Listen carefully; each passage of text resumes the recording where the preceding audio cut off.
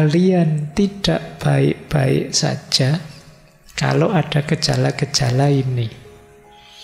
Ini kita belum masuk ke agama ya, ini masih mencermati diri kita, ini waras apa tidak.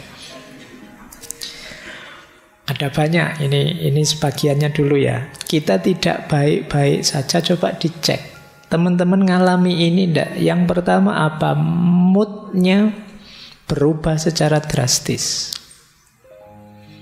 Tiba-tiba sedih dalam sekali tanpa alasan.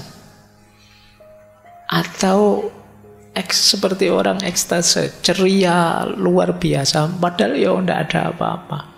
Itu alamat tidak baik-baik saja. Jadi moodnya tiba-tiba sangat drop atau tiba-tiba sangat melambung, tidak terkendali. Nah, kalau ada gejala-gejala seperti ini, ambil nafas sebentar, mundur sebentar.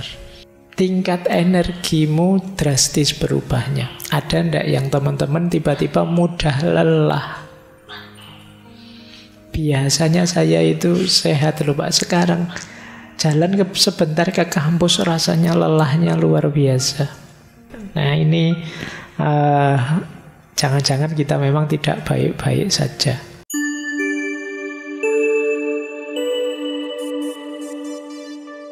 Assalamualaikum warahmatullahi wabarakatuh. Bismillahirrahmanirrahim. Alhamdulillahi rabbil alamin. Wa bihi nasta'inu ala umurid dunya waddin. Allahumma sholli wa sallim wa barik ala habibina wa syafi'ina sayyidina wa maulana Muhammadin wa ala alihi wa ashabihi wa man tabi'ahum bi ihsanin ila yaumiddin. Amma ba'du. Bismillah. Mari kita kembali ke rutinitas kita, istiqomah kita mengaji. Bulan ini kita membahas tema agama dannya macam-macam. Sebenarnya panjang kalau membahas agama dan itu. Sengaja saya dahulukan kesehatan mental karena situasi belakangan mungkin agak memprihatinkan tentang kesehatan mental ini. Jadi minggu ini saja, dari hari Minggu sampai Rebu tadi, itu ada 2 berita di Sleman, mahasiswa yang bunuh diri.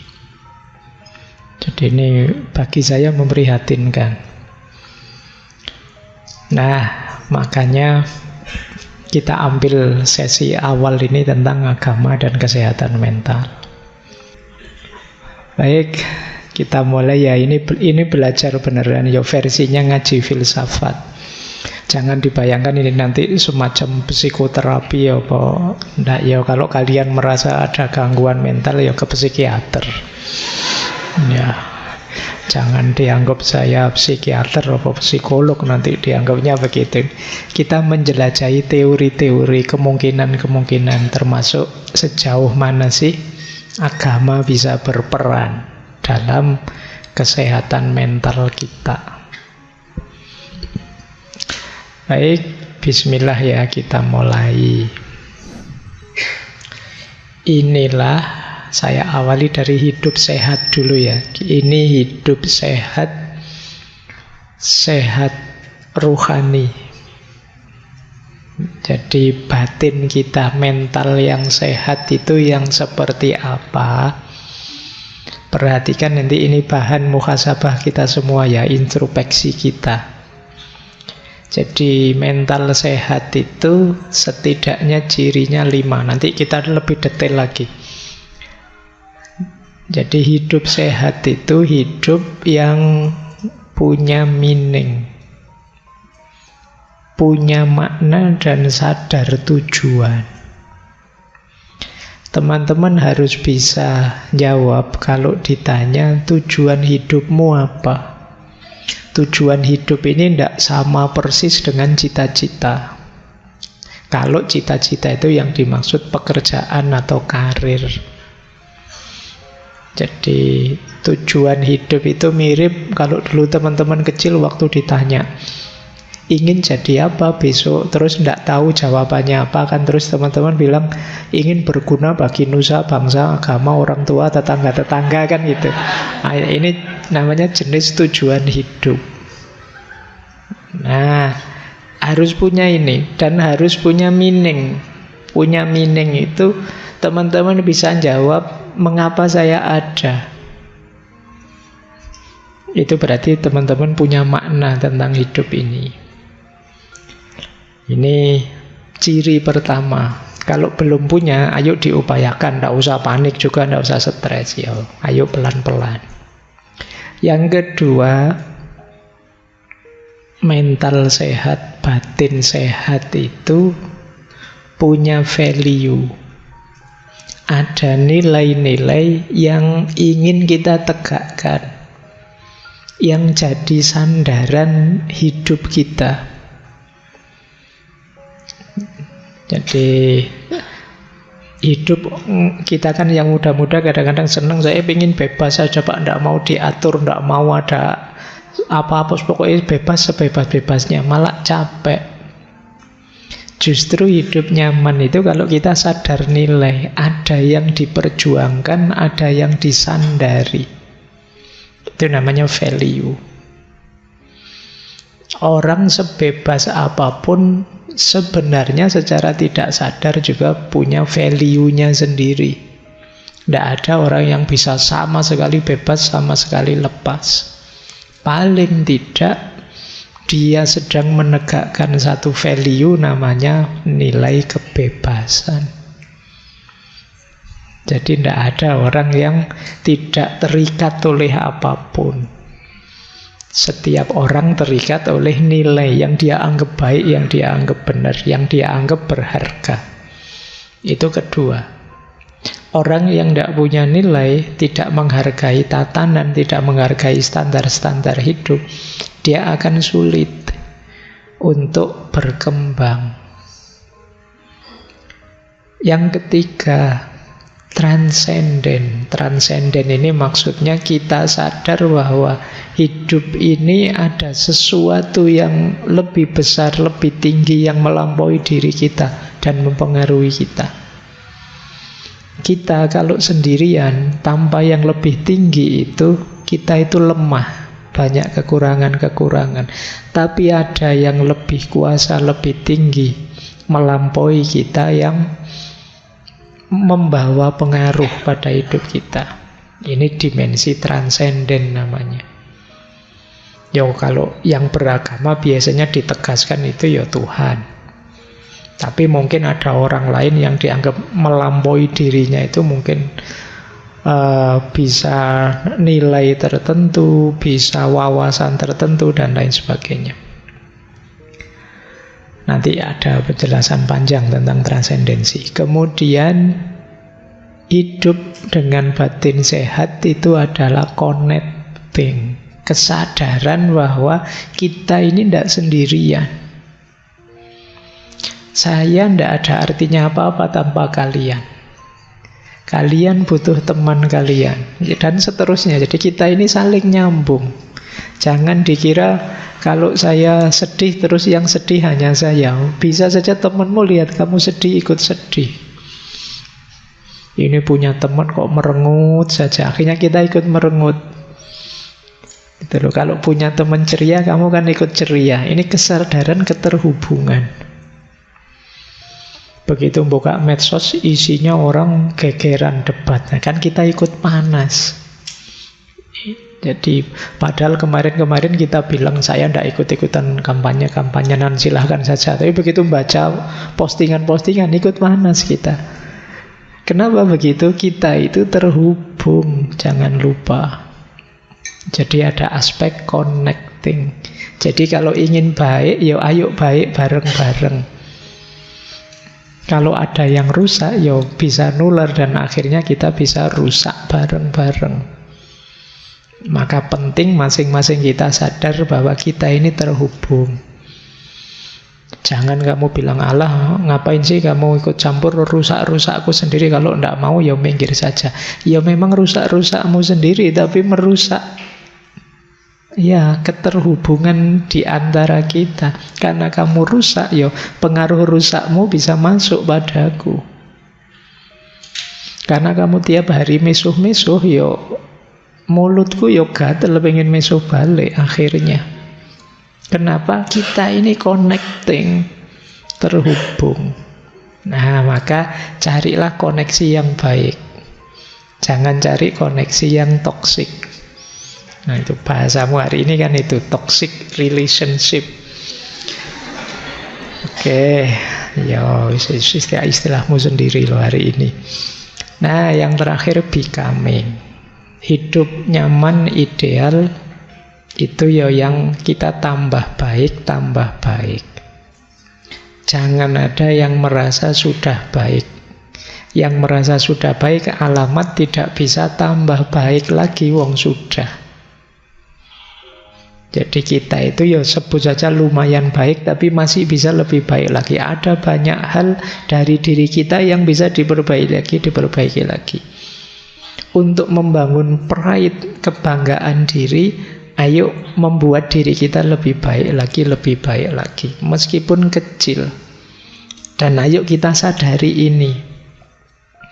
Kemungkinan teman-teman yang merasa kecewa dengan dirinya, merasa hancur hidupnya, itu tidak melihat dirinya yang bisa tambah baik lagi, entah dalam hal apa. Meskipun hanya kecil, ayo kita akui itu, bahwa saya sudah lebih baik kok Pak. Meskipun sangat kecil, tidak apa-apa. Itu menumbuhkan pride-mu pada dirimu. Pak, saya kalau tahun lalu sholatnya bolong-bolong Pak.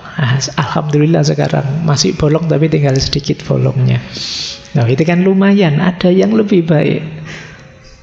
Pak, kemarin saya sholat subuh mesti telat Pak, jam 7 baru bangun. Alhamdulillah sekarang jam 6:30 sudah bangun. Loh, itu kan tambah baik, lumayan. Akui saja kamu lebih baik, tidak apa-apa. Menumbuhkan pride, kebanggaan pada dirimu. Meskipun sedikit, saya lebih baik sekarang. Nah, kalau gagal di satu aspek, cari di aspek yang lain, yang di situ kalian tumbuh lebih baik. Ini untuk menghindarkan dari rasa putus asa, rasa frustasi bahwa kamu itu tidak ada baiknya, kamu itu gagal semua, kamu itu hidupmu hancur, tidak ada yang baik yang kamu lupakan. Nah, itu becoming. Jadi ayo teman-teman, ada 5 aspek hidup sehat secara batin, secara spiritual yang penting kita perhatikan, apakah kita sudah sehat dalam 5 aspek ini. Jadi yang pertama makna, meaning, yang kedua values, yang ketiga transcendent, yang keempat connecting, dan yang kelima becoming. Saya lanjutkan. Nah, sekarang kita bahas dulu ya tentang kesehatan mental. Saya tidak tahu kalian ada di mana. Ini kurvanya jungkel ke bawah. Yang paling sehat ya tentu saja level no distress, kita normal. Tapi jarang ada orang yang total normal sehat, ndak ono stres belas. Agak sulit. Setiap orang punya masalahnya sendiri. Paling tidak kalian adalah di level kedua, yaitu mental distress. Ada tekanan, ada masalah, tapi masih bisa kita atasi. Nah, jadi ini yang kedua. Semoga kita paling tidak ada di sini lah ya. Jangan ada di yang ketiga. Kalau di yang ketiga ini agak sedang sebutannya. Kalau tadi ringan, ada gangguan mental yang signifikan. Nanti ada banyak cirinya.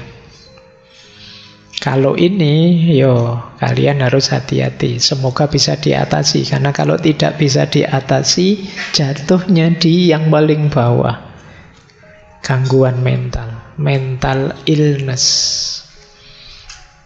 Nanti kita sebut ciri-cirinya ya. Tapi ini untuk parameter saja. Kalau sudah sakit mental itu yo, yang memutuskan tetap dokter ya, psikiater.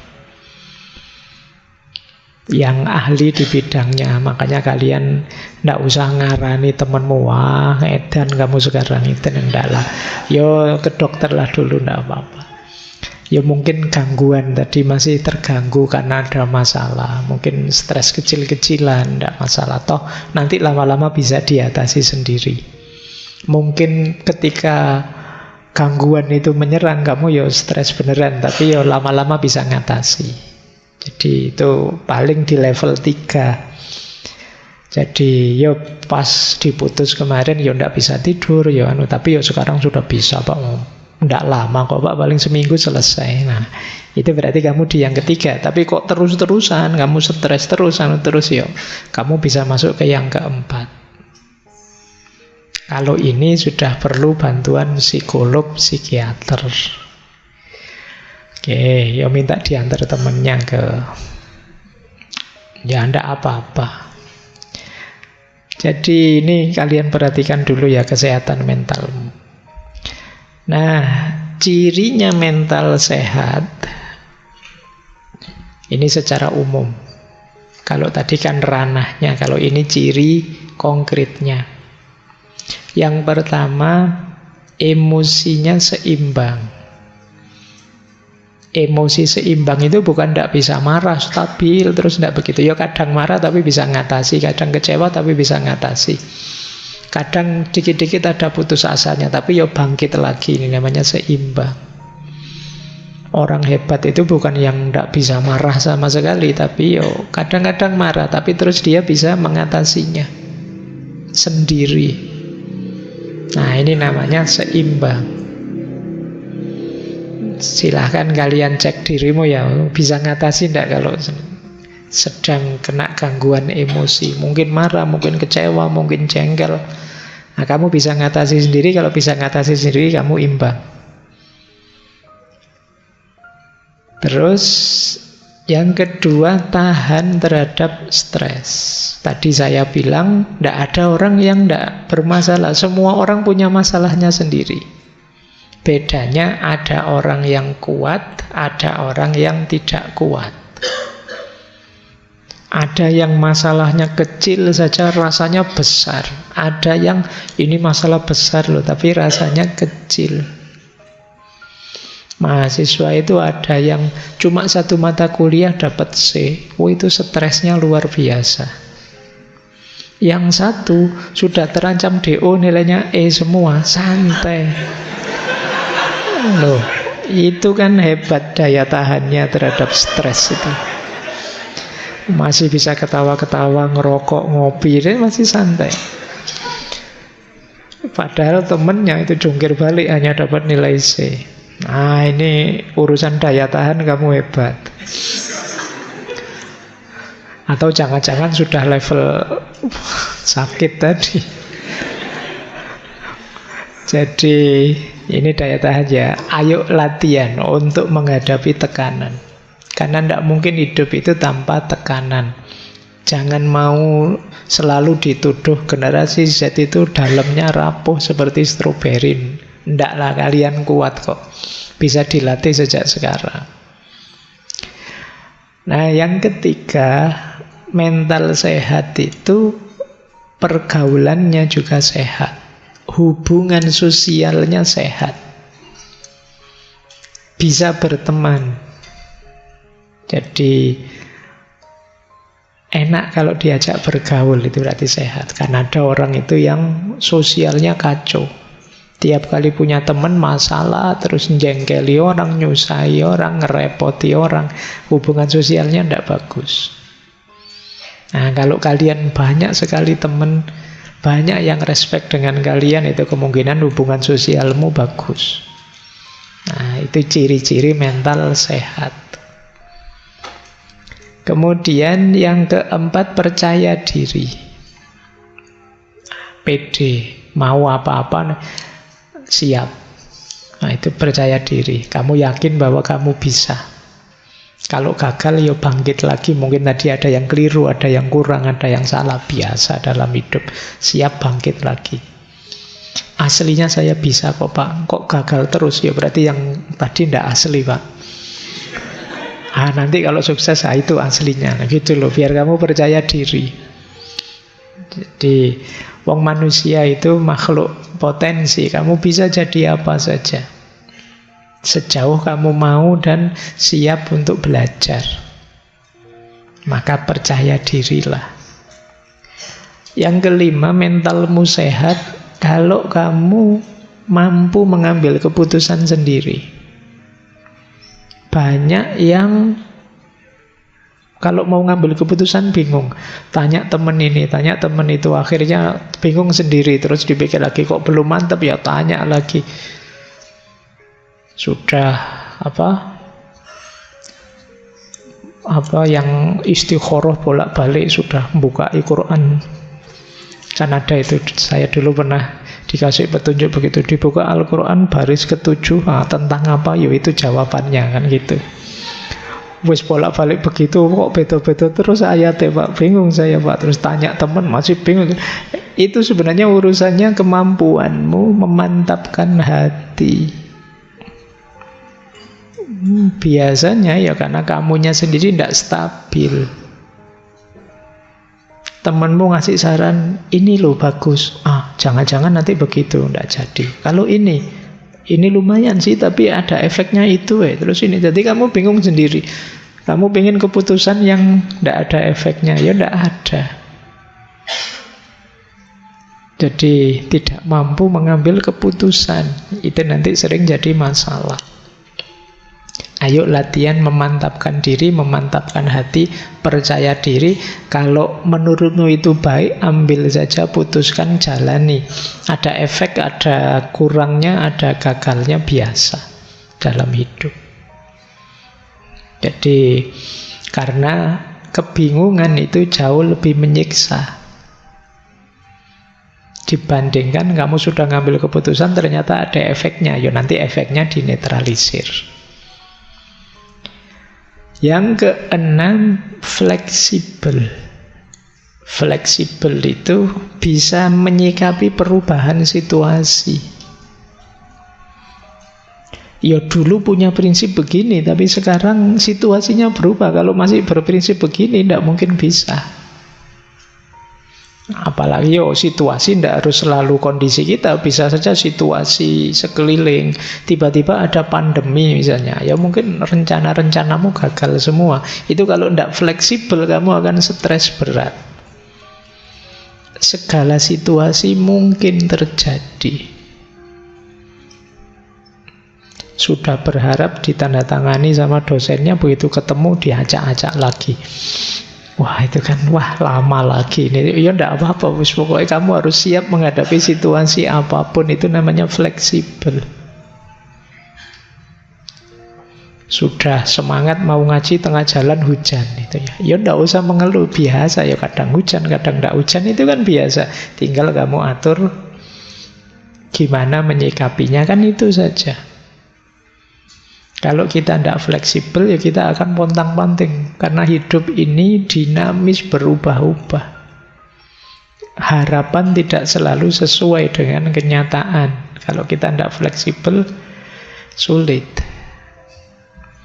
Tidak apa-apa, kadang-kadang orang nyebut kita mencela-mencela. Tadi bilang apa, sekarang bilang apa. Loh, situasinya memang berubah.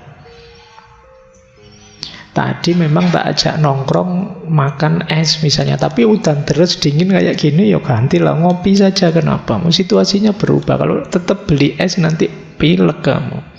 Jadi ini namanya fleksibel, lihat situasi, menandakan mentalmu sehat.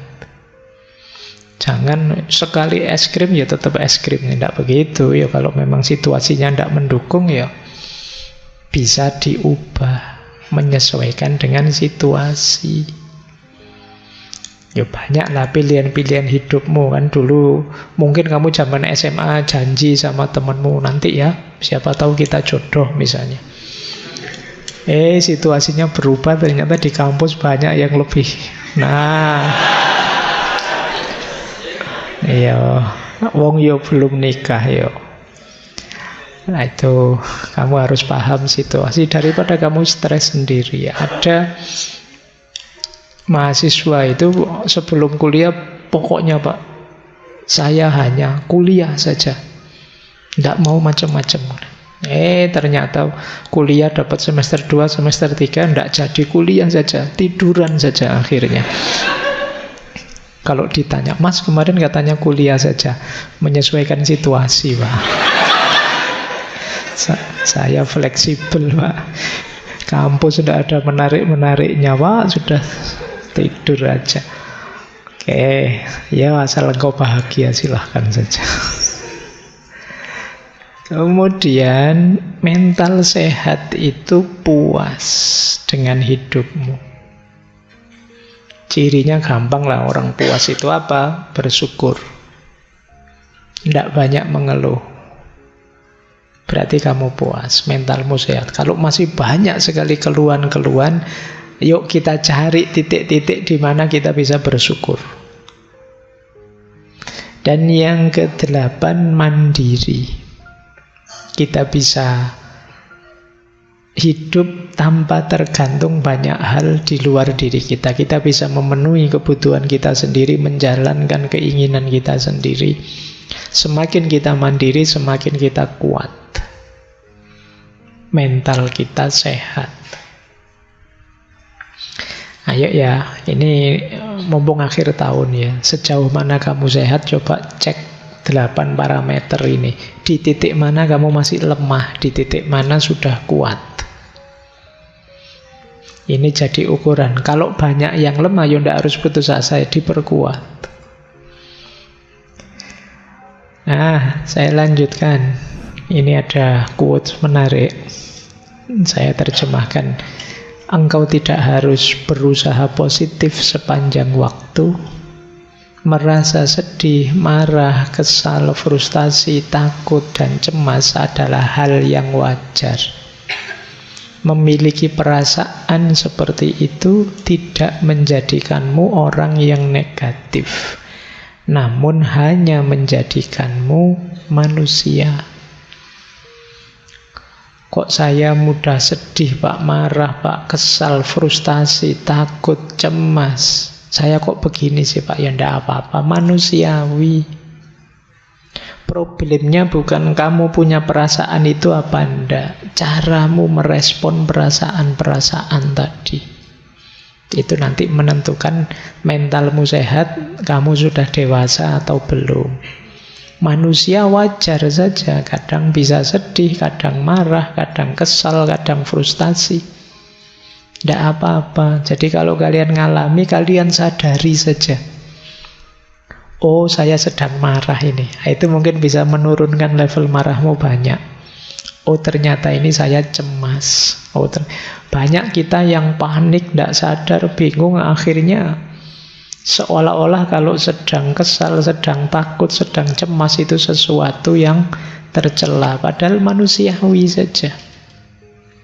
Tergantung nanti kita menyikapinya, ini yang lebih penting. Kalau kita tidak menerima perasaan ini, kalau kita menyangkal, denial, itu kemungkinan salah respon. Wong marah tapi ndak kok, saya ndak marah. Kata siapa marah, tapi karo melulu-melulu. Ya sudah jelas marah, tapi ndak diakoni. Kalau marah itu sulit disembuhkan. Sudah jelas takut, saya ndak takut. Saya tidak takut. Ya kamu bilang gitu menunjukkan kamu takut sebenarnya. Diakui takut, terus direspon secara positif.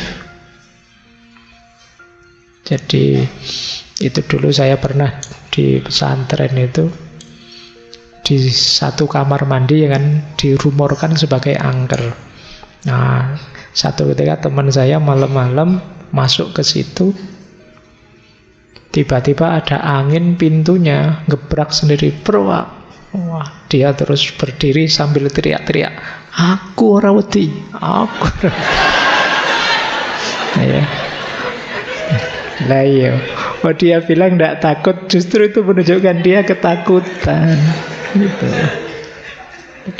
Kita sering begitu. Untuk nutupi sebenarnya kita takut. Oke ya, tidak apa-apa. Orang itu wajar saja. Kadang sedih, kadang marah, kadang kesal, kadang frustasi, kadang cemas, kadang takut. Itu masih belum negatif. Bisa negatif kalau respon kita salah. Itu menunjukkan kita masih manusia. Kita bukan mesin. Kalau mesin enak, diprogram sabar, terus ini sabar, terus tidak bisa nanti diprogram tawakal, tawakal terus gampang kalau mesin. Kalau manusia kan tidak sesimpel itu. Makanya yuk latihan pelan-pelan untuk menyikapinya secara positif. Nah, ini menarik untuk bahan muhasabah ya. Kadang-kadang kita mempertanyakan diri kita. Apakah aku normal, Pak? Apakah saya baik-baik saja, Pak? Kalian tidak usah takut, tidak usah frustasi, tidak usah galau kalau merasa tidak baik-baik saja. Wong normal tidak normal itu tergantung parameternya. Di situ saya tulis misalnya, normal dan tidak normal itu bisa dari banyak pendekatan. Bisa normal tidak normal itu pendekatannya sosiokultural, sesuai kewajaran di tengah masyarakat. Kadang-kadang di masyarakat tertentu ini normal, di masyarakat yang lain tidak. Nah, jadi kadang-kadang kalian juga begitu, merasa tidak normal karena tidak cocok saja dengan kesepakatan masyarakatnya. Mungkin tidak ada hubungannya dengan benar salah, tapi ya kalah dari sisi populer saja. Di situ saya kasih contoh ini. Kalau di buku ada contoh, di budaya tertentu menangis meratap pada pemakaman orang asing itu biasa. Tapi di budaya yang lain dianggap tidak normal. Wong pemakamannya orang asing kok sampai menangis meratap-ratap. Nah ini namanya budaya. Ada satu daerah, kalau teman-teman disuguh makan, harus habis. Tapi di daerah yang lain, kalau teman-teman disuguh makan, justru jangan habis. Nah, itu kenormalan yang berbeda dari kultur yang berbeda. Kenapa sih logikanya kok yang di sini harus habis? Ya, biar tidak mubazir. Sementara yang sini jangan sampai habis, biar kita tidak dianggap nek bahasa Jawa ini geragas.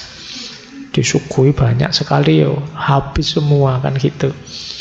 Ya, makanya kalian harus pinter-pinter ya kalau bertamu di tempat yang jangan sampai habis ya, kalau ngambil makanan yang banyak nanti biar tidak habis. Nah, kalian harus paham budaya. Jadi normal dan tidak normal ini berdasarkan budaya. Ada yang berdasarkan fungsi, namanya pendekatan fungsional. Disebut normal kalau kita bisa melakukan apa saja sendiri, mandiri.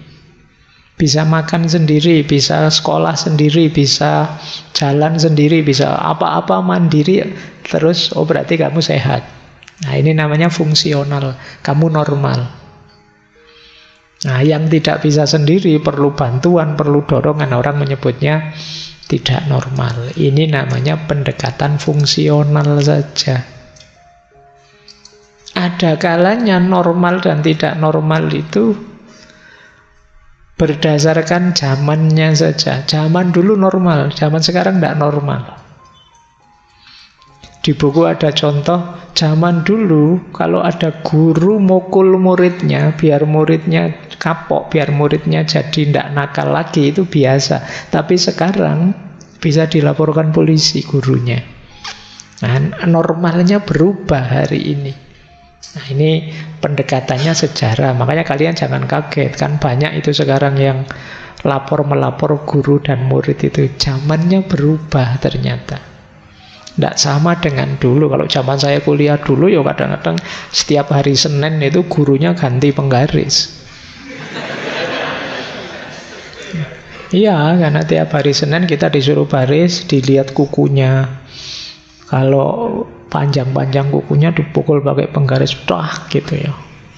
Kadang sampai penggarisnya patah. Itu kalau hari ini bisa ditangkap polisi, gurunya dianggap penganiayaan. Tapi zaman dulu normal. Itu berarti pendekatan sejarah normal tidak normal itu. Ada kalanya pendekatan situasional, ya lihat situasi. Di situasi tertentu normal, tapi di situasi yang berbeda ya tidak normal. Kamu kuliah misalnya pakai baju tidur, orang menyebut kamu itu tidak normal, kuliah kok pakai baju tidur. Nah berarti apa? Salah situasi, bukan berarti pakai baju tidur itu keliru, tapi tidak pas situasinya. Nah, kalau baju tidur kamu pakai tidur baru pas, ini namanya situasional. Situasinya apa, kamu melakukan apa. Normal dan tidak normalnya tergantung situasi. Ada pendekatan medis. Kalau ini ya berdasarkan vonis ahlinya. Kalau ingin tahu normal atau tidak, ketemu dokter, ketemu psikiater, ketemu psikolog. Ada normal dan tidak normal itu berdasarkan statistik. Mayoritas. Itu seperti syairnya Ronggo Warsito itu, menangi zaman edan. Di zaman edan justru yang waras akan dianggap edan, karena semua orang edan. Kalau semua orang sudah edan, yang tidak edan akan dianggap edan. Yang waras dianggap tidak normal, karena semua orang sudah tidak normal lagi. Ini namanya statistik. Misalnya ngaji filsafat ini, semuanya setuju filsafat. Kalau ada satu yang anti filsafat, ini kan dianggap tidak normal. Ini normal dari aspek statistik. Mayoritas, minoritas. Jadi kalian tenang saja kalau ada orang bilang, kamu itu dasar tidak normal. Lu tidak normal dari perspektif apa dulu? Apakah perspektif kultural? Apakah perspektif sejarah? Apakah... Jadi biar kamu tidak terlalu stres kalau dianggap tidak normal ya. Ternyata normal tidak normal itu ya parameternya banyak macam-macam. Kadang baik-baik saja ya disebut tidak normal karena salah situasi misalnya. Mungkin kalian sering salah kostum atau salah apa, itu kan situasional. Atau ya vonis dokter saja, kan itu kata dokter. Kalau saya sih kan ada orang yang begitu. Nah normal dan tidak normal, ya sakit tidak sakit tergantung saya lah, masa tergantung dokternya, kan ada orang kayak begitu. Nah ini ukuran-ukuran normal atau tidak. Tapi meskipun begitu, kalau ini kan standar, kalian tidak baik-baik saja kalau ada gejala-gejala ini. Ini kita belum masuk ke agama ya, ini masih mencermati diri kita, ini waras apa tidak. Ada banyak, ini sebagiannya dulu ya. Kita tidak baik-baik saja, coba dicek. Teman-teman ngalami ini enggak? Yang pertama apa? Moodnya berubah secara drastis. Tiba-tiba sedih dalam sekali tanpa alasan, atau seperti orang ekstase, ceria luar biasa padahal ya tidak ada apa-apa. Itu alamat tidak baik-baik saja. Jadi moodnya tiba-tiba sangat drop atau tiba-tiba sangat melambung, tidak terkendali. Nah kalau ada gejala-gejala seperti ini, ambil nafas sebentar, mundur sebentar. Ada yang tidak beres. Atau yang kedua, ada masalah dengan tidur. Entah sulit tidur, entah berlebihan tidur, kokean turu. Pinginnya tidur saja. Nah, mulai pagi sampai sore tidur saja. Kemungkinan ada masalah. Atau sebaliknya, sulit tidur. Sudah macam-macam obat diminum, CTM sakbok entek misalnya. Ya kalau levelnya kalian obat tidur kan mahal, itu CTM. Nah, ada masalah. Jadi kalau kalian berhari-hari sulit tidur, mungkin ada problem dengan mental. Yo, kalau ndak bisa tidurnya malam ini saja atau 1-2 malam, mungkin karena kokean ngopi atau karena ada apa, itu mungkin bisa. Memang niatnya melekan mungkin bisa, tapi yang terus-terusan ndak bisa tidur, ada masalah pasti. Atau yang ketiga, berat badan naik drastis atau turun drastis, alasannya tidak jelas. Kamu tidak sadar, tiba-tiba kok naik atau tiba-tiba turun, mesti ada masalah. Yo kan, tapi kalau kamu sengaja diet atau sengaja makan banyak, itu beda, memang kamu sengaja. Tapi ini kamu sebenarnya tidak ingin diet kok tiba-tiba kurus. Kamu juga perasaan makan itu biasa-biasa tapi kok gemuk, atau selera makanmu tidak terkontrol, kemungkinan ada masalah. Atau kamu menyendiri, kamu pingin sendiri, tidak mau diganggu dalam waktu lama, kemungkinan kita tidak baik-baik saja. Ingin mengisolasi diri terus, tidak nyaman saya Pak dengan orang lain, saya ingin dengan duniaku sendiri, tidak mau diganggu. Kemungkinan kita tidak baik-baik saja. Atau susah berkonsentrasi, ngambil keputusan susah, selalu bingung. Sekedar pingin makan di mana malam ini, itu mikirnya suwi banget. Stres gara-gara itu. Kok kamu kurus? Saya mikir Pak, mikir apa? Mikir makan di mana. Tiap hari begitu Pak. Jadi ada masalah Pak. Hal-hal biasa-biasa jadi sulit kamu putuskan. Kadang-kadang kita kemarin menyebutnya yang begini kan overthinking, untuk hal-hal yang tidak penting.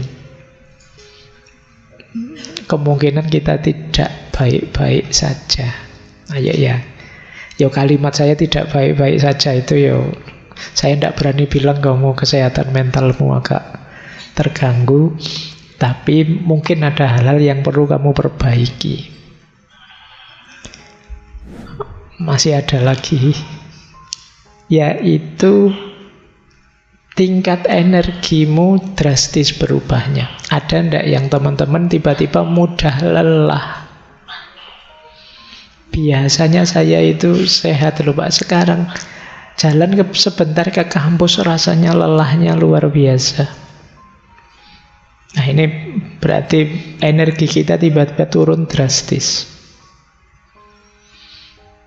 Atau ada gembira berlebihan yang tidak wajar.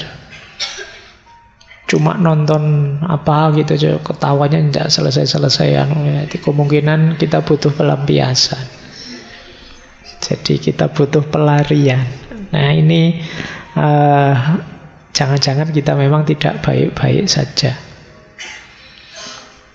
Apalagi yang ini, ada persepsi atau pola pikir yang terganggu.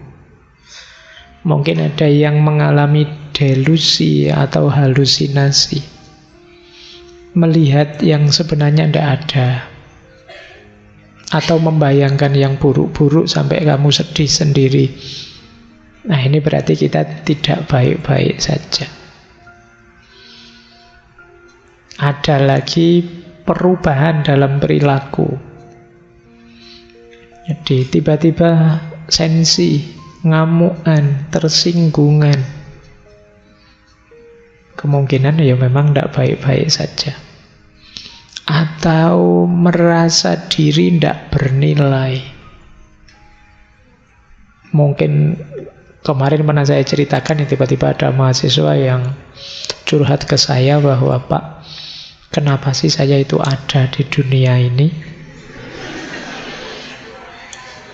Gunanya apa Allah itu menciptakan saya? Wong saya merasa tidak ada gunanya apa-apa. Saya itu beban bagi semuanya yang lain.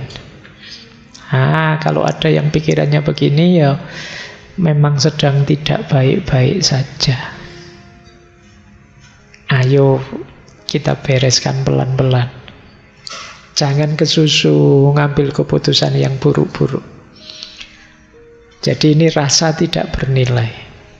Apa sih gunanya aku, siapalah aku, dan lain sebagainya. Atau kalau yang terakhir ini mungkin agak unik. Ini namanya psikosomatis. Psikosomatis itu sebenarnya gangguan jiwa, tapi merembetnya ke sakit fisik. Mudah sakit kepala, mudah nyeri, asam lambungnya naik, vertigonya kumat, dan lain sebagainya. Ini biasanya namanya psikosomatis. Kalau mau ujian, asam lambungnya naik. Nah, itu psikosomatis namanya. Jadi sebenarnya itu pikiran, tapi yang mengimbas ke fisik. Jadi ini kebalikannya mensana in corpore sano. Dalam tubuh yang sehat terhadap jiwa yang sehat. Kalau ini dalam jiwa yang sehat ada tubuh yang sehat. Karena diawali dari pikiran, dari jiwa, mengimbas ke sakit fisik. Kalau dalam sejarah Islam kan ada cerita Imam Ghazali menyembuhkan, saya lupa, kalau bukan Al-Ma'mun ya Al-Amin, waktu muda. Yang dia ini sedang anaknya raja tapi jatuh cinta tapi tidak berani ngomong. Karena ya dia anaknya raja yang dicintai mungkin orang biasa. Sampai kemudian jatuh sakit. Nah, kan jatuh cinta tidak berani ngomong bisa jadi sakit. Ini namanya psikosomatis. Yang itu tidak ada tabib yang bisa menyembuhkan. Akhirnya sama Imam Ghazali, ketika beliau diminta nasihatnya gimana agar pangeran ini sembuh, sama Imam Ghazali, Imam Syafi'i, sama Imam Syafi'i dibisikilah nama-nama jalan seluruh kota. Nah, pas nama jalan di mana perempuan yang dia jatuh cinta ini tinggal, pangerannya melek. Wah, seneng Imam Syafi'i. Mesti hubungannya dengan jalan ini. Terus coba cari nama perempuan-perempuan semua yang tinggal di jalan itu. Nah, dibisikkanlah ke telinganya pangeran itu, dan begitu pas nama perempuan yang dia cintai, kaget dia. Tiba-tiba bangun. Nah, ternyata kuncinya di situ. Yo, jalan keluarnya gampang, dikawinkan. Wong anaknya raja kan gampang. Kalau kalian tidak tahu saya. Ya kalau kalian stres koyo apa meskipun ketahuan penyakitnya, kalau kayak gitu tidak jaminan juga. Kalau anaknya raja sih gampang.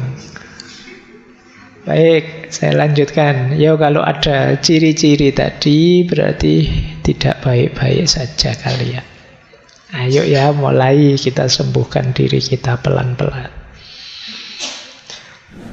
Ini saya ada kalimat menarik dari Lewis, The Problem of Pain. Kata dia, rasa sakit mental itu tidak sedramatis rasa sakit fisik, namun lebih banyak terjadi dan lebih sulit ditanggung.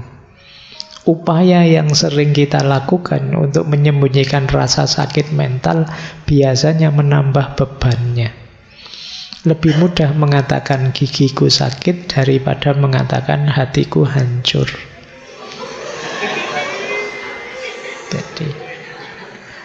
Jadi orang yang sakit mental itu kan memang mau cerita itu rasanya tidak enak.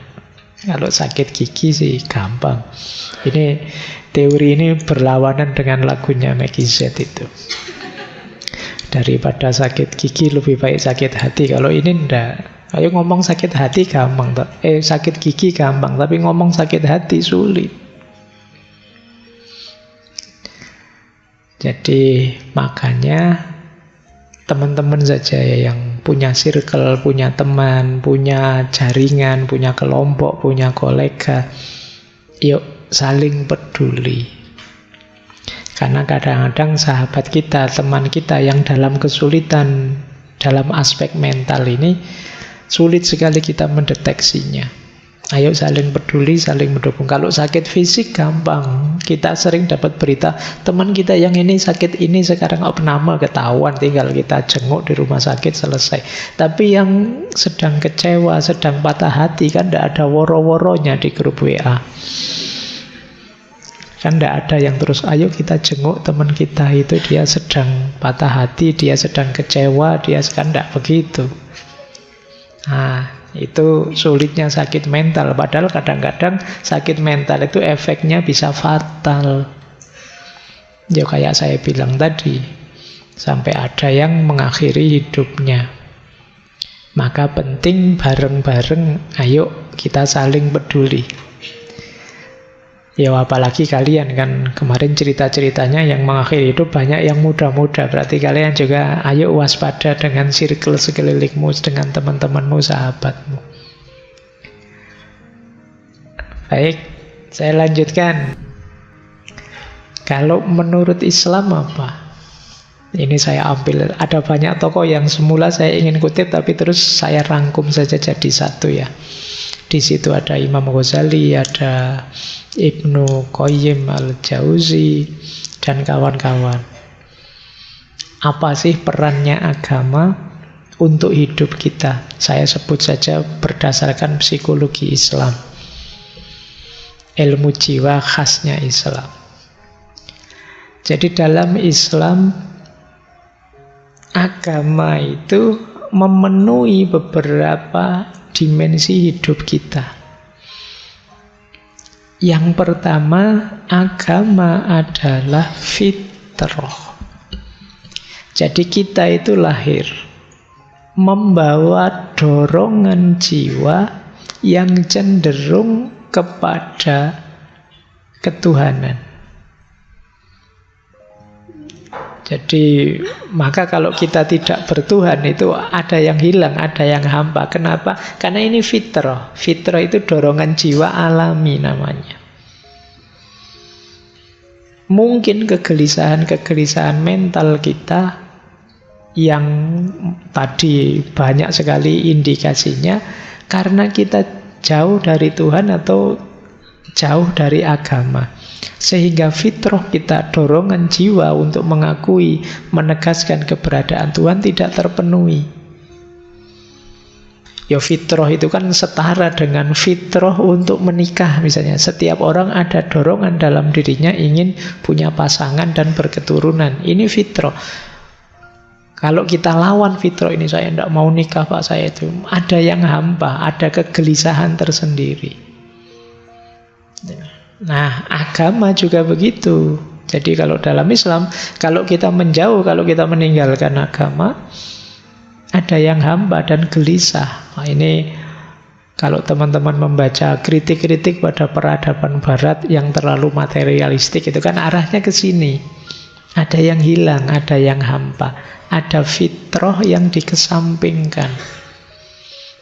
Itu yang membuat gelisah. Maka agama berperan mewujudkan, memfasilitasi fitrah itu, yaitu fitrah bertuhan. Itu yang pertama itu. Yang kedua, ada lagi perannya agama, yaitu peran akidah. Peran akidah ini, tadi kan hidup bahagia itu harus punya tujuan, punya nilai. Peran akidah ini dia berperan kita mantep, kita yakin, kita percaya pada Tuhan yang itu tujuan dan makna puncak hidup kita. Di situ kita nyaman kemudian. Jadi ini peran akidah. Karena kita tujuannya Tuhan, kenyamanan kita ada pada Tuhan, kegagalan apapun masih bisa kita toleransi selama kita tidak menjauh dari Tuhan. Nah, ini peran agama di situ. Kalau teman-teman sedang galau, sedih, gelisah, mari kita sadari bahwa hidup ini ilaihi roji'un, kembali pada Allah. Selama kita tidak kehilangan Allah, selama kita masih dekat dan semakin dekat padanya, Kita masih nyaman, kita masih aman. Tidak harus galau, tidak harus putus asa. Ini namanya peran akidah. Yang ketiga, apa perannya agama untuk kesehatan mental? Yaitu takwa. Takwa ini ya kita mendefinisikannya kesadaran dan ketaatan pada Allah, pada Tuhan. Kesadaran dan ketaatan ini ya jangan dikira sekedar kayak kritiknya Nietzsche tadi ya, itu hanya kita seperti budak saja disuruh-suruh. Enggak. Yang diperintahkan oleh Allah pada kita itu sesuatu yang manfaatnya untuk kita. Kalau budak itu kan disuruh untuk manfaat majikannya. Tapi Allah menyuruh kita untuk kita, ketenangan jiwa kita, kemantapan hati kita, perilaku kita yang baik, panduan moral untuk hidup sehari-hari. Disitulah perannya agama. Kadang-kadang pikiran kita buntu, hati kita gelap. Kita tidak bisa milih apa yang harus saya lakukan, apa yang harus saya jauhi. Alhamdulillah ada agama. Petunjuknya konkret. Saya harus melakukan ini, menjauhi ini. Mengurangi kebingungan dan capek kita. Nah, itu gunanya takwa. Jadi ini peran yang ketiga dari agama. Yang keempat, agama juga punya peran evaluatif. Ini sering kita bahas, tadi juga kita singgung. Malam hari ini kita agak muhasabah ya, mengukur diri kita. Introspeksi. Agama jadi standar-standar. Orang muhasabah itu kan ngukur sebaik mana perbuatanku, pikiranku, perasaanku. Aku ini tambah baik apa tidak. Evaluasi diri, introspeksi diri kan penting. Cuma kalau kita tidak punya standar-standar, sulit kita muhasabah. Pak, saya tafakur tentang diri saya, Pak. Kelihatannya saya lebih baik sekarang, Pak. Loh, lebih baik itu dilihat dari mananya. Nah, kalian perlu standar. Nah, agama menyediakan standar itu. Muhasabahmu lebih simpel sekarang. Pak, rasanya kok saya tambah jauh ya Pak dari Allah. Nanti kan kamu punya standar sekarang. Rasanya kok saya tidak bisa menjalankan perintahnya Al-Quran ya Pak untuk sabar. Saya kok ngamuan banget sih Pak. Nah ini enaknya agama menyediakan perangkat standar untuk kita bermuhasabah. Ada lagi, agama mendidik kita untuk sabar dan syukur. Ini dua jurus sapu jagat untuk apa saja menang kalau kalian punya menguasai ini. Satu sabar, satu hidup. Itu kan isinya dua. Kadang senang, kadang susah. Kan cuma ini. Loh, kalau kalian punya syukur dan sabar, selesai sudah. Ketika kamu senang, bersyukur. Ketika kamu susah, bersabar. Jadi cukup dua senjata itu, hidupmu akan stabil. Masalah dalam hidup kita kan ketika senang kita lepas kendali. Ketika sedih kita drop, putus asa. Nah, untuk biar tidak lepas kendali dan putus asa, ya syukur dan sabar. Dan agama menguatkan di situ. Jadi kalau tanpa sandaran agama, ya syukur itu kan rasanya hampa. Kamu bersyukur pada siapa? Ketika ada agama, bersyukurnya pada Tuhan yang menganugerahkan kenikmatan ini sekarang. Ketika tidak ada objek untuk disyukuri kan, terus kamu balik ke dirimu sendiri, bersyukurnya ke dirimu sendiri. Iya sekarang pas kamu sukses, pas gagal. Ketika kamu kembalikan ke dirimu sendiri, terus kamu jatuhnya putus asa. Ketika kembali ke dirimu sendiri, kalau sukses sombong, kalau gagal putus asa. Nah, itu gunanya kita punya agama untuk meminimalisir efek dari problem mental tadi. Dan yang terakhir, peran agama dari perspektif ilmu jiwa Islam, psikologi Islam itu ihsan. Agama mengajarkan kita untuk memuncakkan kebaikan. Ya mudahnya menyempurnakan segala kebaikan kita hanya pada Allah saja. Ini lebih menenteramkan. Sering saya ilustrasikan ya, hidup ini ada beberapa level motif tindakan kita. Ada karena kewajiban saja, ada karena kebutuhan, dan yang paling tinggi ya karena ketulusan, keikhlasan, kemurnian pada Tuhan saja. Nah, agama menyarankan segala perbuatan kita dipuncakkan sampai ke level lillahi ta'ala. Tidak sekedar karena pamrih, apalagi karena kewajiban. Segala sedih, galau, kecewa kita muncul karena ada pamrih-pamrih biasanya. Seperti saya bilang tadi ya di pengantar waktu launching buku tadi kan saya bilang, kalau tidak ada target apa-apa, ya tidak mengecewai apa-apa. Tapi kalau kalian motif pamrihmu banyak, ya kecewamu banyak. Ngaji ke sini, saya nanti ngaji, duduk agak pojok yang dapat sandaran, terus nanti ngambil minumnya 2, terus nanti kamu ngancang-ngancang gitu, begitu nyampe sini, loh yang datang sudah banyak, tempat dudukku sudah ditempati orang, minumnya tidak kebagian, kecewamu banyak. Kenapa? Tadi pamrihmu banyak. Nanti kalau sudah selesai, pingin ngobrol sebentar sama Pak Faiz, yang ngantri banyak, kamu tidak sempat maju sampai jengkel. Nah, kecewamu banyak karena pamrihmu banyak. Kalau tadi tidak pamrih apa-apa, mungkin tidak ada yang kecewa. Tapi karena kamu target dan meleset, jadi kecewa. Maka dalam agama kita diminta ihsan. Ihsan itu kan, kalau dalam Islam, anta budallaha ka'annaka tarahu wa illam takun tarahu fa innahu yaraka. Melakukan apapun ikhlas karena Allah saja. Itu lebih nyaman untuk mental kita. Jadi ini gambaran umum sederhananya. Apa kalau ada yang tanya peran agama untuk kesehatan mental?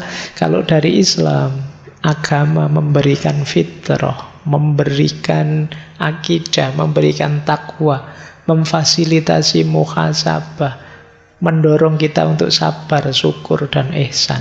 Dan ini efeknya luar biasa untuk kesehatan mental kita. Kalau ingin yang lebih konkret, bisa misalnya, ini contoh dari kitabnya Imam Ghazali, Ihya Ulumuddin. Ini kalau teman-teman jeli ya, ada beberapa tips mengatasi problem kesehatan mental versinya Imam Ghazali. Ini hasil pencermatan saya sekilas saja, sebenarnya masih banyak. Misalnya, untuk mengatasi degradasi moral. Kalau kegalauan hidupmu, stresmu, sakit mentalmu, karena kamu merasa banyak maksiat, banyak dosa, saya terlalu sering maksiat mungkin Pak ya, saya terlalu, terus kamu galau sendiri, stres sendiri gara-gara itu, solusinya 2 kata Imam Ghazali, taubat dan tazkiyatun nafas. Ayo ditobati, terus pelan-pelan kita bersihkan hati kita. Cara membersihkannya, nawa itu tidak mengulang lagi maksiat-maksiat yang kemarin saya jalankan, dosa-dosa yang kemarin saya lakukan. Ini akan meringankanmu.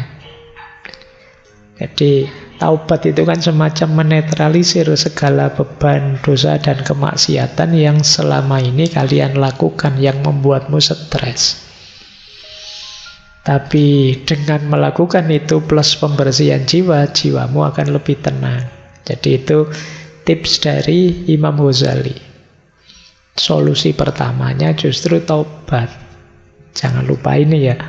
Karena kalau jiwa kita masih kotor, tiba-tiba saya ingin menutup dosa saya dengan puasa, dengan sholat ini itu, ya belum. Diawali taubat dulu.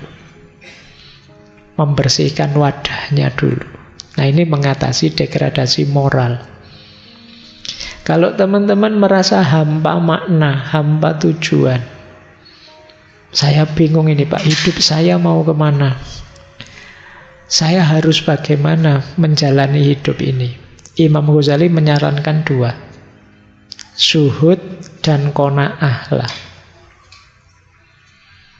Qanaah itu merasa cukup dengan apapun yang saya miliki saat ini. Zuhud itu kondisi jiwa kita yang tidak lagi tergoda oleh hal-hal duniawi. Ini zuhud. Lu kalau gitu ndak kuliah, ndak kerja Pak. Ya tetap kuliah, ya tetap kerja. Tapi tidak terikat, tidak jatuh cinta pada dunia. Ini membuat kita lebih mudah menetapkan tujuan, memberi makna hidup, dibandingkan kita masih tenggelam dalam hasrat ambisi duniawi. Kata Imam Ghazali. Kenapa begitu ya? Hasrat ambisi duniawi itu sering mengecewakan, membuat kita putus asa. Mari kita terima saja, ya yang kita miliki ini ya sudah. Itu namanya qanaah. Dan tidak mudah tergoda, tidak mudah terpesona oleh hal-hal yang sifatnya duniawi. Itu ada kata mutiara yang luar biasa dari Sayyidina Ali bin Abi Thalib. Beliau menyatakan, ya dunya hurri wairi lakot tolak tuka salasatan. Wahai dunia, godalah orang lain saja selain aku. Kenapa? Aku sudah menalakmu 3.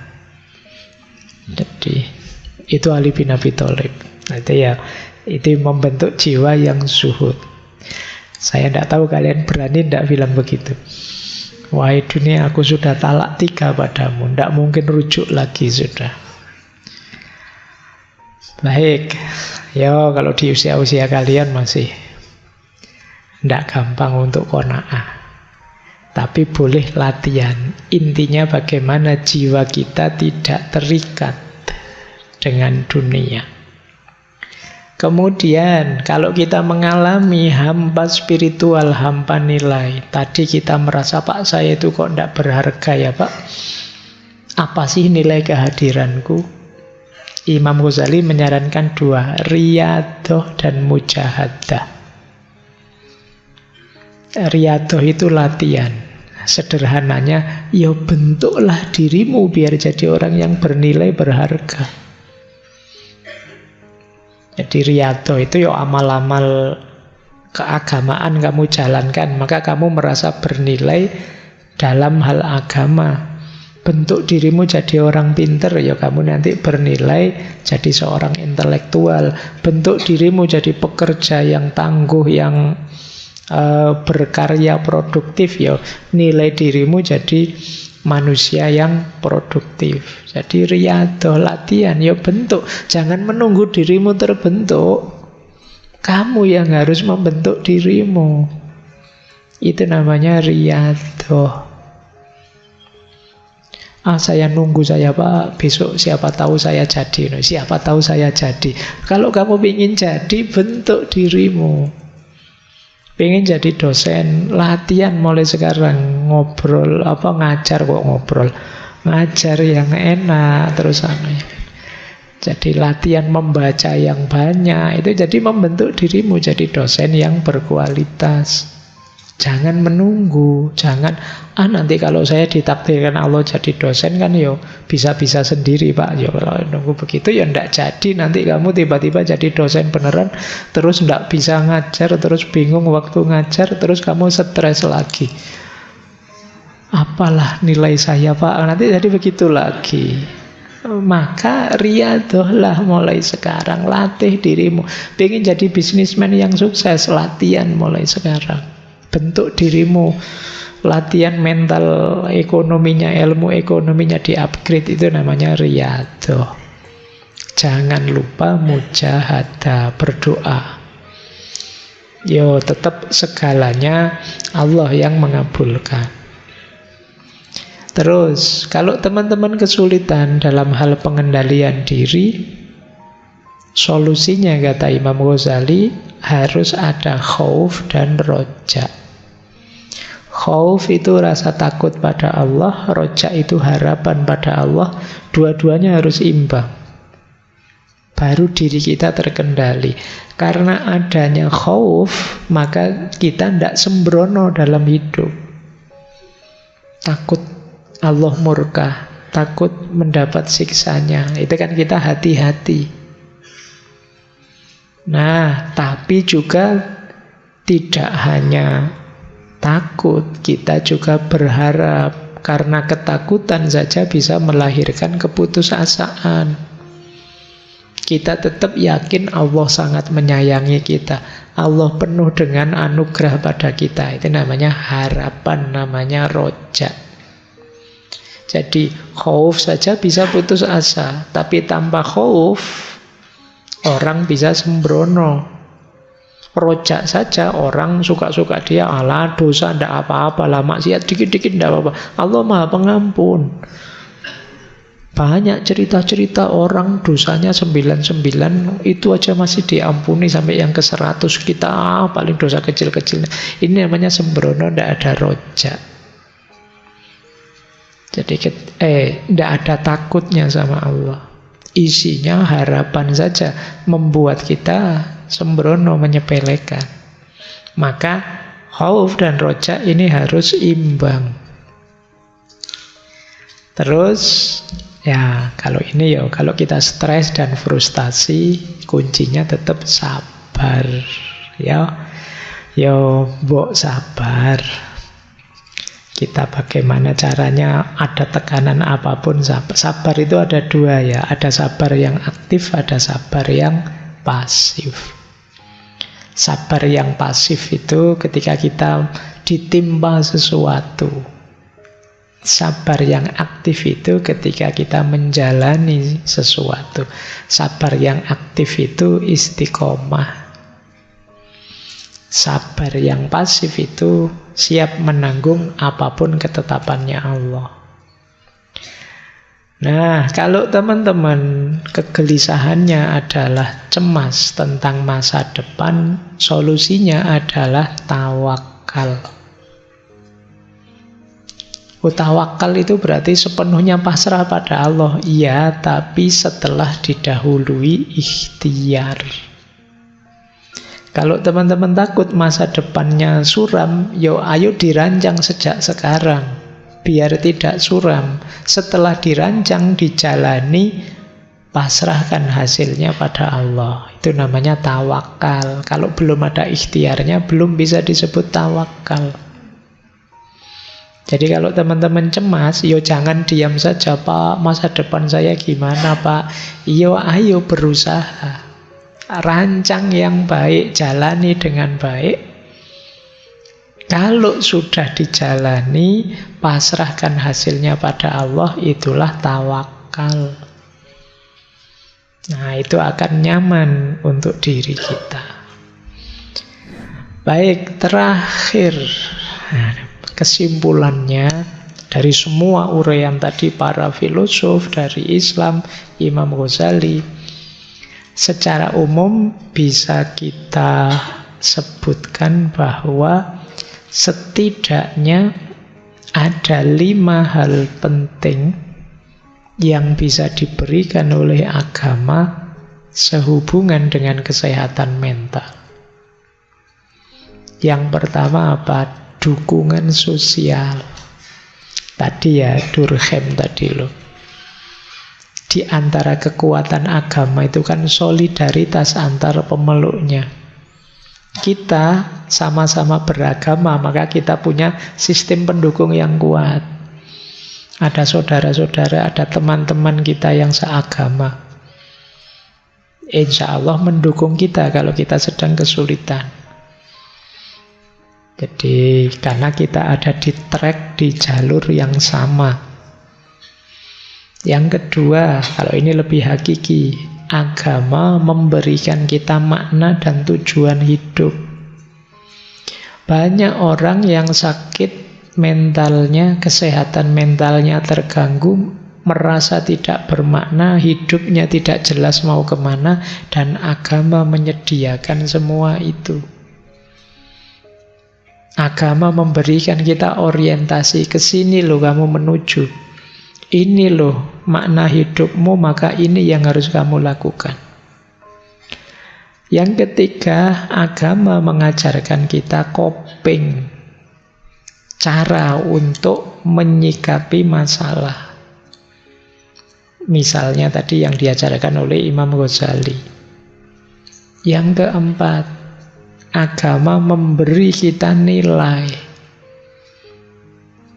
Tadi kan kebahagiaan itu berdasarkan nilai-nilai. Nah, agama menyediakan itu. Menyediakan nilai. Mana yang harus kita utamakan, mana yang harus kita belakangkan. Mana yang harus kita tegakkan, mana yang kita tunda nanti saja, tidak terlalu penting. Nah, agama memberi kita itu, memberi kita prioritas-prioritas yang harus kita utamakan. Yang kelima, agama memberi kita harapan dan optimisme. Sepahit apapun pengalaman kita, seburuk apapun kegagalan kita, kita masih punya Tuhan. Masih ada Allah. Tidak pantas kita putus asa, wong ada Allah. Apa sih yang tidak mungkin kalau bagi Allah? Makanya orang putus asa itu kalau dalam Al-Quran disebut orang yang kufur. Seperti orang yang tidak percaya pada Allah. Kalau kita beriman, percaya pada Allah, apa sih masalah yang tidak terselesaikan? Kalau Allah berkehendak, bahkan 1 menit ke depan, 1 jam ke depan, sebesar apapun masalah kita bisa tuntas. Dan ada banyak cerita-cerita semacam itu. Baik, masih ada 5 menit ya. Saya ke sini saja. Terakhir kali, menurut saya ini penting. Untuk teman-teman yang sedang ada masalah berat, membebani pikiranmu. Apa Pak yang harus saya lakukan, Pak? Yang tadi sudah saya jelaskan, itu yang terakhir. Yang di situ saya tulis leap of faith. Kembali pada agama. Yang sebelumnya ini mungkin petunjuk yang lebih praktis. Jadi ini strategi, kalau di psikologi namanya strategi coping. Kalau teman-teman ada masalah yang membebani pikiranmu, sulit sekali dicari solusinya, ada beberapa strategi. Yang pertama, isolation. Isolation ini agak sulit, tapi kalau bisa alhamdulillah. Buang perasaan-perasaan destruktif, pikiran-pikiran negatif. Jadi sudahlah, singkirkan saja. Entah gimana caranya kalau bisa. Namanya isolation. Jalan pertama. Jalan kedua, kalau masih sulit, anchoring. Jangkar. Maksudnya apa? Dedikasikan hal tertentu, nilai tertentu yang melampaui problem atau beban pikiranmu tadi, yang prioritasnya lebih tinggi. Misalnya kalian mikir tentang apalah kuliah yang tidak selesai-selesai. Anchoring itu kuliah kan nanti bisa diulang, nanti bisa dilanjut lagi. Tapi misalnya kesehatan orang tua jauh lebih penting, jadi saya tunda kuliah untuk ini, namanya anchoring. Ada yang lebih penting yang kamu utamakan. Saya kok sibuk di sini sih, padahal ada yang lebih penting. Saya kok stres mikir ini, padahal dalam hidup ini banyak yang lebih penting. Nah, itu jadi mendedikasikan hal-hal tertentu yang bisa menghadirkan rasa nyaman. Ternyata banyak orang-orang terlantar yang perlu dibantu. Sudahlah, masalah saya tidak berarti saya tak bantu orang-orang itu. Ini namanya anchoring. Jadi ada nilai lebih tinggi yang ingin kamu hidupkan dibandingkan problemmu. Itu kalau bisa. Kalau masih sulit, boleh distraction. Alihkan perhatian. Jangan mikir itu terus. Kalau memang tidak ada solusinya. Kalian boleh kejar hobimu. Atau saya biasanya nonton drakor ya Pak. Iya wis nonton drakor. Berseri-seri ya Pak. Iya tonton, enggak apa-apa. Yang penting kamu seneng. Itu namanya distraction. Biar enggak stuck di problemmu itu terus. Wong enggak ada solusinya. Distraction. Atau ya entah kamu jalan-jalan kayak healing kayak atau kemana kayak. Yang penting kamu jangan stuck di masalahmu. Nah, kalau bisa lagi sublimation. Sublimation itu gunakan rasa sakitmu untuk hal-hal yang produktif, kreatif. Patah hati, nulis buku tentang patah hati. Nah, itu produktif namanya sublimation. Sedang sedih, bikin syair tentang kesedihan. Itu namanya sublimation. Bikin lagu tentang sublimation. Pak, saya tidak bisa Pak. Bisanya cuma masak Pak. Yang ngarang masakan apa yang baru. Kreatif malah sedang stres. Sublimation. Boleh energimu kamu pakai untuk yang lebih kreatif. Kalau sublimation ini menguntungkan. Nanti kalau kamu sudah sehat lagi, sembuh lagi, lumayan punya karya. Dari energi kesedihanmu. Nah, kalau ingin lebih dalam lagi, temukan makna. Tidak ada satu peristiwa, tidak ada satu situasi pun yang tidak berarti. Semuanya bermakna, semuanya ada hikmahnya. Temukan hikmah itu dan kalian akan lebih tenang. Namanya find meaning. Bahkan sakit, bahkan kecewa, bahkan amarah dan lain sebagainya, itu kalau kita mau berhenti sejenak, merenung, menemukan hikmah-hikmah di baliknya, pasti akan ketemu. Dan itu akan mengurangi rasa tertekan, rasa stres kita. Ya, yang terakhir tentu saja kalau masih saja sulit, puncaknya adalah yuk kembali pada Allah. Leap of faith. Kembali pada agama.